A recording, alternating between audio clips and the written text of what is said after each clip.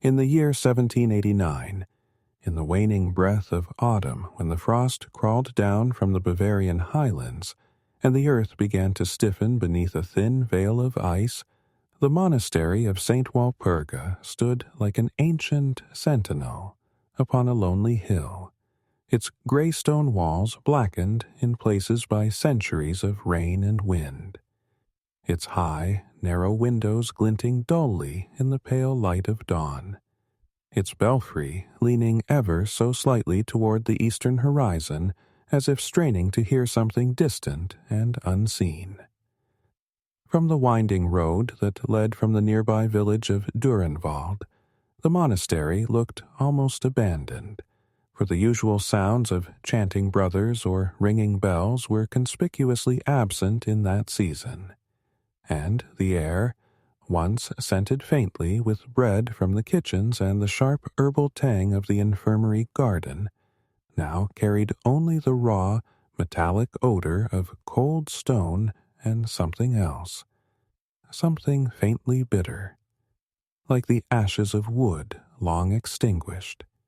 For centuries, the monastery had been the pride of the region, known not only for its theological discipline, but for producing some of the finest priests in the German states, men of intellect and piety whose ordinations were celebrated with week-long feasts in the surrounding villages. Yet in that particular year no ordinations would come, and no feasts would be held. For 48 young men, novices in their final months before priesthood, would vanish within those walls without a trace, and the silence of their absence would hang over the land like a fog that no wind could lift. The truth of what happened is known to no living man, but the whispers have endured, and they all begin months before the disappearances, with the arrival of a thing best left buried, an iron-bound chest, small enough to be carried by 2 men, yet so heavy it bowed the plank of the cart on which it was brought. Delivered under the cover of night by a cloaked traveler whose face was never clearly seen, his voice never raised above a low, rasping murmur that no one could quite place as local or foreign. The man claimed to be a penitent returning from the eastern provinces, and the chest, he said, contained a relic of immeasurable holiness that must under no circumstances be opened except under the authority of the abbot himself.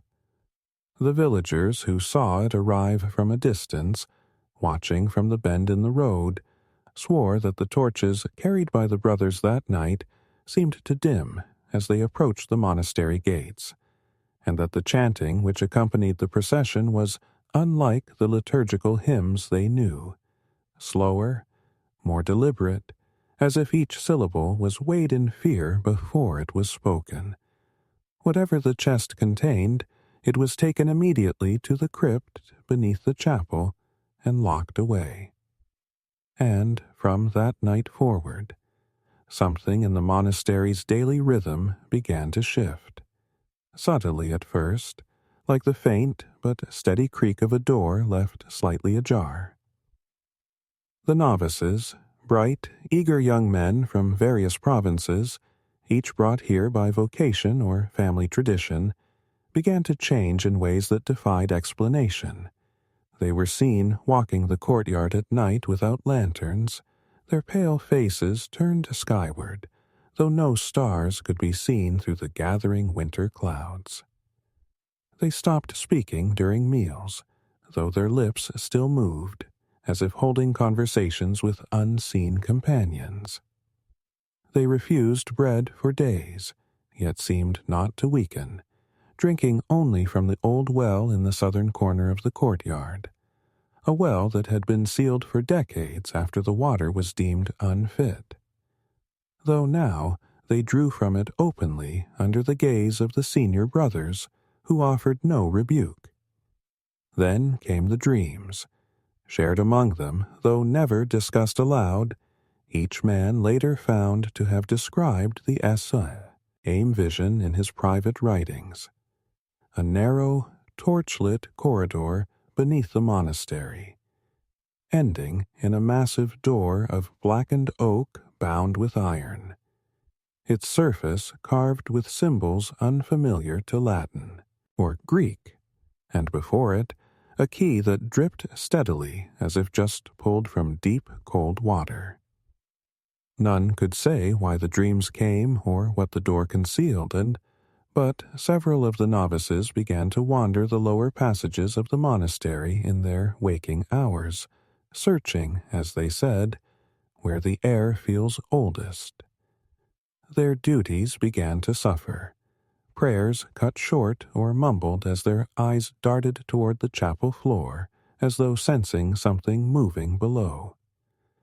The first disappearance came with little fanfare.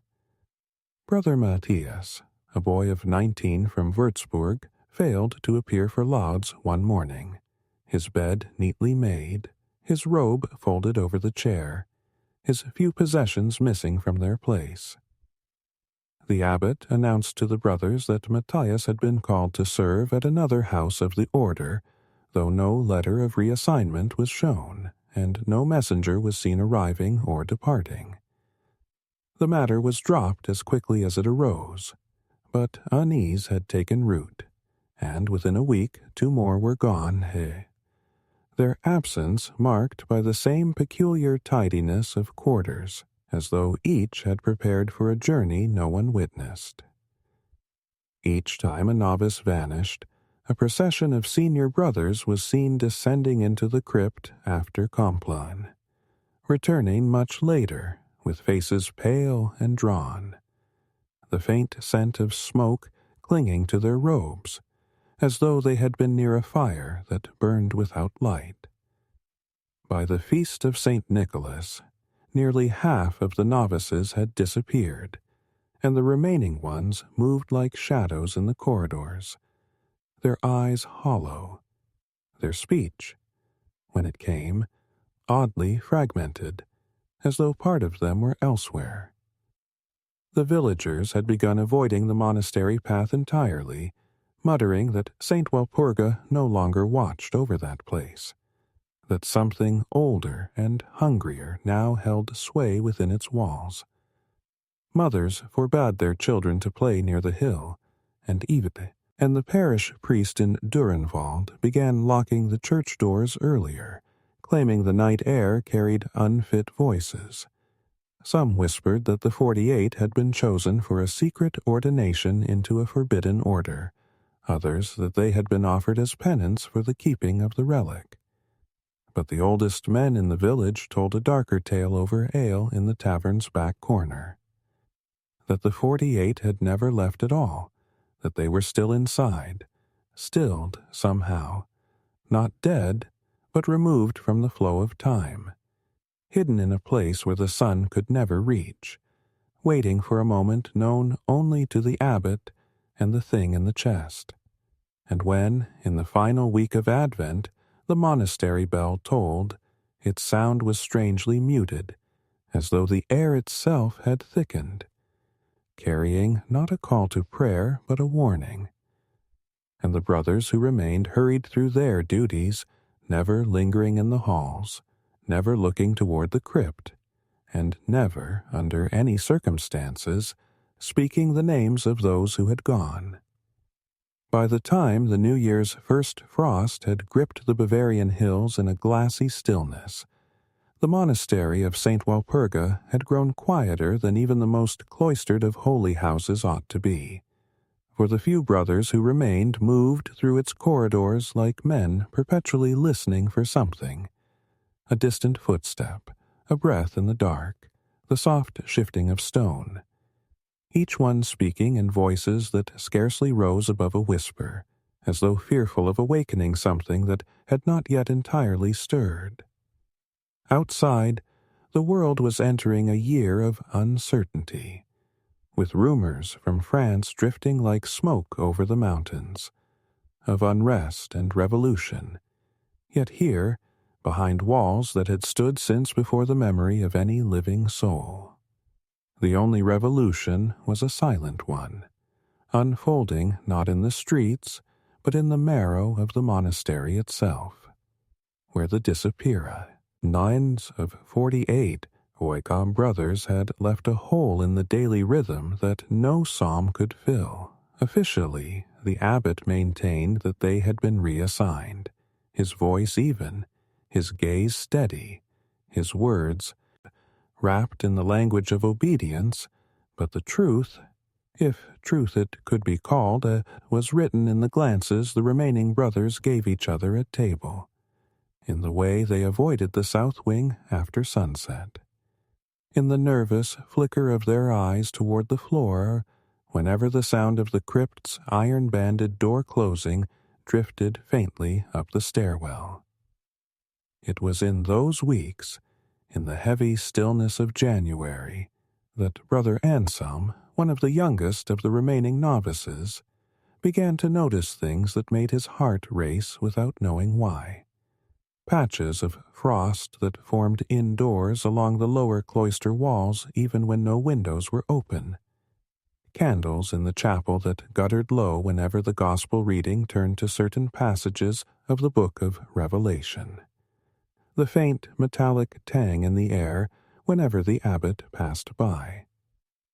It was Anselm who first saw the abbot in the small hours of the night descending into the crypt with a bundle beneath his arm, accompanied not by the usual 2 senior brothers but by 4, their faces drawn and bloodless, each carrying a torch whose flames seemed oddly dim, as though reluctant to burn too brightly in that air. Curiosity warred with dread in him, but the dreams, oh, the dreams, had already begun to erode his will. The same dreams the vanished brothers had spoken of in murmurs when they thought no one else could hear. A long, narrowing corridor beneath the monastery, its walls slick with moisture, the air so cold it ached to breathe, and at the end, the great blackened oak door bound in rusting iron, the strange markings that seemed to shift when he tried to fix them in memory, the key that glistened with droplets as though freshly lifted from some subterranean pool. Each time he awoke from the dream, the sensation of cold water clung to his fingers. And once, in the gray before dawn, he swore he saw a thin trail of wet footprints on stone beside his bed, leading out into the hall. He tried to confide in Brother Conrad, an older novice with whom he had shared many hours in study. But Conrad's expression turned instantly guarded, his eyes darting toward the chapel door before he muttered, "Do not follow where the chant leads you," and would say no more. The chant, yes, that was the other thing. In recent nights, faint, wordless tones had begun to drift up through the stones of the floor during Compline, a low, resonant sound that seemed to swell and recede like the breathing of some immense creature. No one admitted to hearing it, yet Anselm could see the tension in their shoulders whenever it rose in pitch, could feel the way the air seemed to thicken, making each inhalation an effort. One night, unable to bear the not knowing any longer, he crept from his cell after midnight, moving silently down the cloister toward the stairwell that led to the crypt, each step echoing too loudly in his ears. The door to the stairwell was ajar, something that should never be, and from below came the faint glow of torchlight, the shadows of figures shifting on the stone. He descended, pressing himself into the curve of the wall, and what he saw when he reached the last landing froze him in place. The abbot and 6 senior brothers stood before a section of wall opposite the reliquary niche, their torches illuminating a patch of stone that seemed wrong, the mortar lines forming a subtle but unnatural arch, and within that arch the faint outline of a door not like any in the monastery, its surface darker than the surrounding stone, almost absorbing the light. The abbot held the iron key from his dream, droplets running down its length as though it had just been drawn from deep water, and as he turned it in the lock, a low vibration passed through the floor, up into Anselm's feet, settling in his teeth with a dull "Aki." The door swung inward, and a cold so sharp it burned issued from the darkness beyond, carrying with it a scent that was not rot exactly, but the absence of life, like earth long denied the touch of sun. The brothers entered one by one, the torches flaring dimly as they crossed the threshold, and for a heartbeat, Anselm thought he heard voices from within. Familiar voices, some of them. Voices he had not heard in weeks, calling softly in tones that were almost pleading, almost welcoming.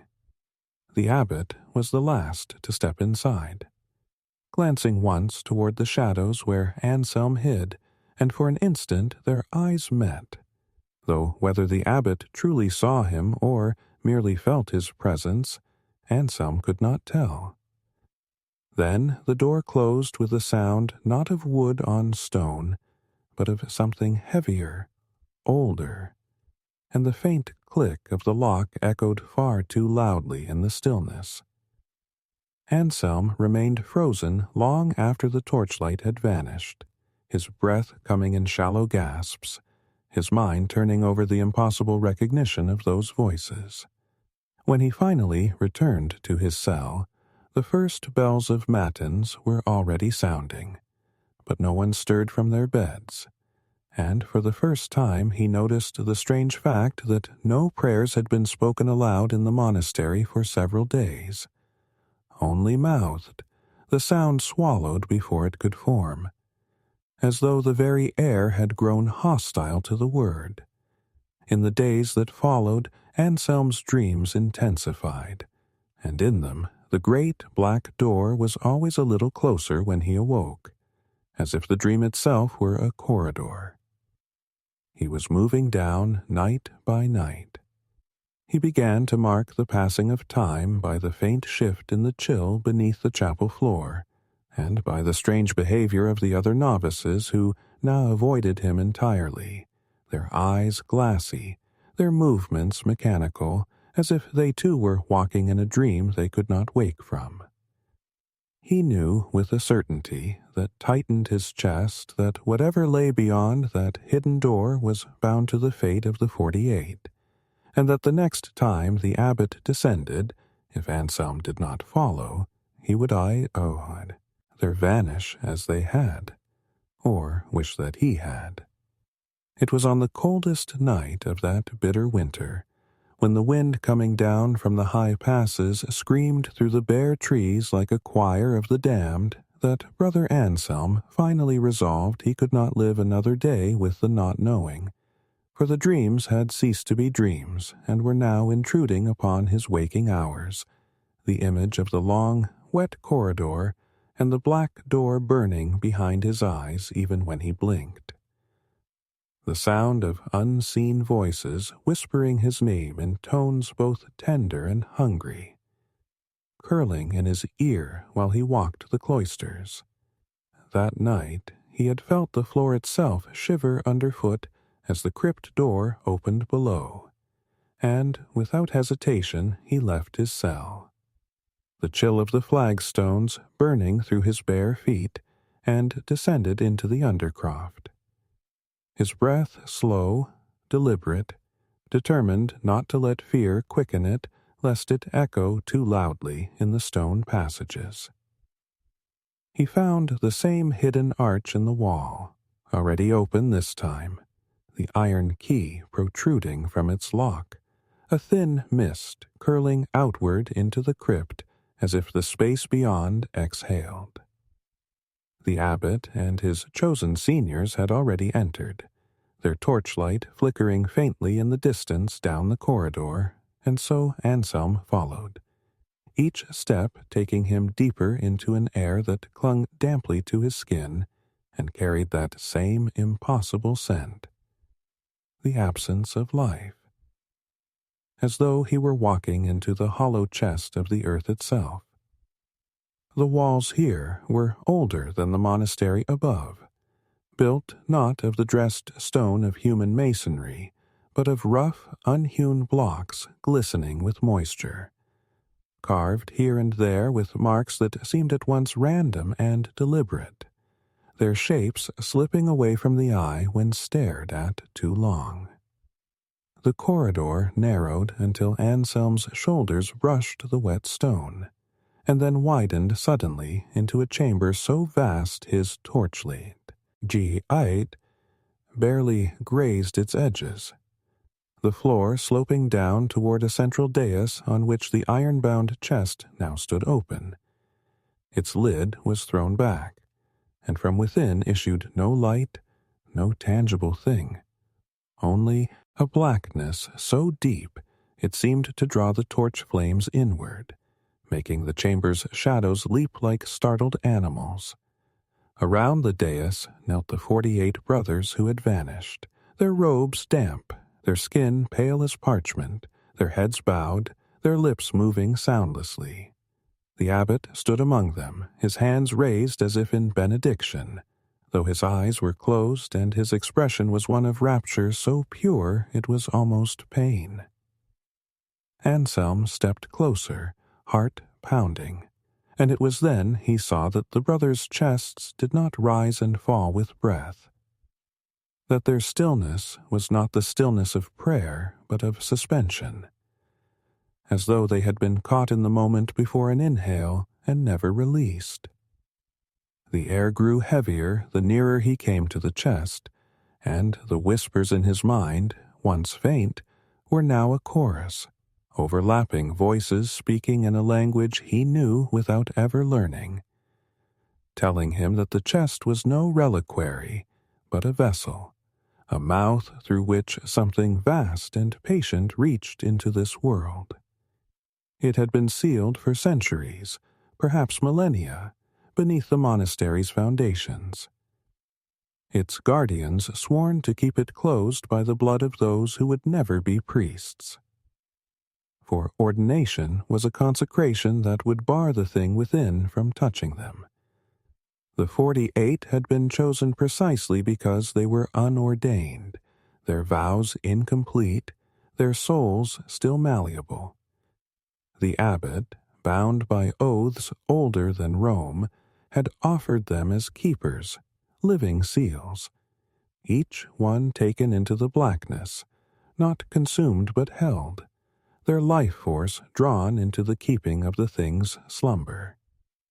As Anselm watched, the abbot lowered his hands, and a ripple passed through the 48, their heads lifting in unison, their eyes opening to reveal pupils blown wide, reflecting nothing. They rose slowly, and though their mouths did not open, their voices filled. Diod. The chamber in that same low chant that had haunted the monastery for months, the sound resonating not in the air but in Anselm's bones. The abbot turned then, and fixed him with a gaze that was neither reproachful nor welcoming, but inevitable, as if Anselm's presence had been foreseen. 49, the abbot said simply, his voice thin but unshaking, and the 48 turned toward him in perfect unison, the wet stone underfoot slick as they stepped down from the dais. Panic flared in him, but the corridor behind was gone. Whether swallowed by shadow or by the thing's will he could not tell, and he found himself moving forward as though pulled by invisible threads.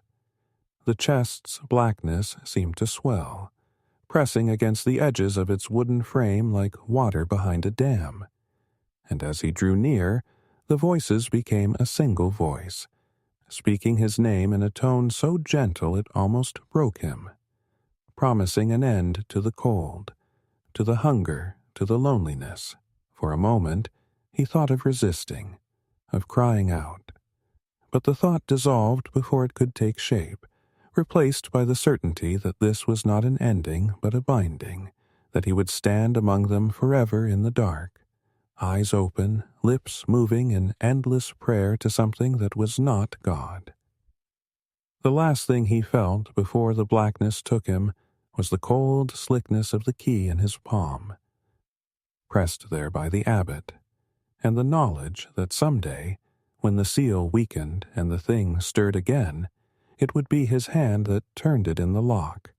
When, weeks later, the villagers noticed the monastery's bell had ceased entirely, no one dared climb the hill to ask why. For they said the air above St. Walpurga's was different now, thicker, heavier, and at night, if the wind came from the south, they swore they could hear it, a low, ceaseless chant rising from deep beneath the earth. The voices of 49 Brother S, who had vanished before ordination, still keeping their silent watch in the dark.